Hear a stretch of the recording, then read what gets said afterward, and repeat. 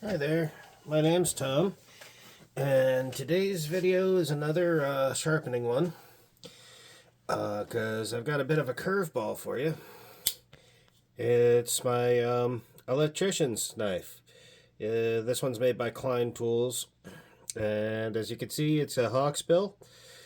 This is good for skinning the jacket off of a large conductor when we're pulling. Well, when I say 500 kc mil, you don't really know what that means unless you're an electrician, but those are wire where the copper is like an inch thick or something, you know. It weighs, you got maybe 1 pound of copper per foot. It's big, big wire. And this curve is really handy for it. A lot of other folks in the trades, they'll use this as a carpet cutter because that concave edge is good for that. But you need to sharpen it. And I just started using these ceramic Shapton stones. You can get them on Amazon, but they have to be imported to the US, so it's not overnight. And frankly, I'm actually about to delete or, well, cancel my Prime membership, but that's not related to this video. The thing is, turns out, well, as much as I love these for regular sharpening, no good for concave edge, because when you're doing a concave edge, you got to use the corners. Now, as I did it, I discovered that these are actually pretty weak around the corner. I don't know if that's going to show up all that well, but you can see there is a bevel on the edges, which is nice, but I started digging into that bevel. And I turned a somewhat dull knife into a butter knife. So that's no good. I had to start all over. And I got it sharp again. But I haven't found something yet that I like better than pocket stones for concave edges. This is just a cheap aluminum oxide stone. In fact, this is a store brand one from Ace Hardware. And I like it better than some of the name brand ones. Sorry, I keep kicking the stand of my camera. And because it's aluminum oxide, you gotta let it soak in water for maybe a good 10 minutes. Now this is a hard Arkansas pocket stone. It's made by Dan's Whetstone Company. And what's really super convenient about them is they come with these leather pockets that will keep the corners from getting chipped up, which is what you really need if you need smooth corners if you're going to be doing something with a concave edge. Arkansas stones are actually oil stones, but since these are pocket stones, these aren't my fancy nice bench stones, and you know that's not really feasible with a pocket stone. Water will do. So how I usually do this, and I'm going to try to keep it on camera as best I can, now I fixed up my edge after I turned it into a butter knife, is I took my whetstone and I started here. And again, I did the same way I used the axe sharpening puck on, you know, a hatchet or a Scandi grind knife. And you saw I went up and down and up and down on this edge twice. Usually I start doing 5 passes like that. And then I flip it the reverse.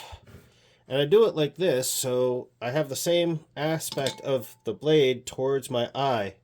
Helps me keep a good view of what I'm doing and match my angle. And again, I do my, in this case, 2 passes, but under ordinary circumstances, I'd start with 5 and work my way down to 1. And then I use the hard Arkansas stone. Same thing. And I just refine the edge that I create, starting with 5, and I go all the way back down to 1 pass. But again, we already had a pretty good edge, so I'm only going to go with 2. And then go down to 1. Because, you know, no need to make you watch the whole thing. And then, now that I've done the passes, just refining the edge, I draw my blade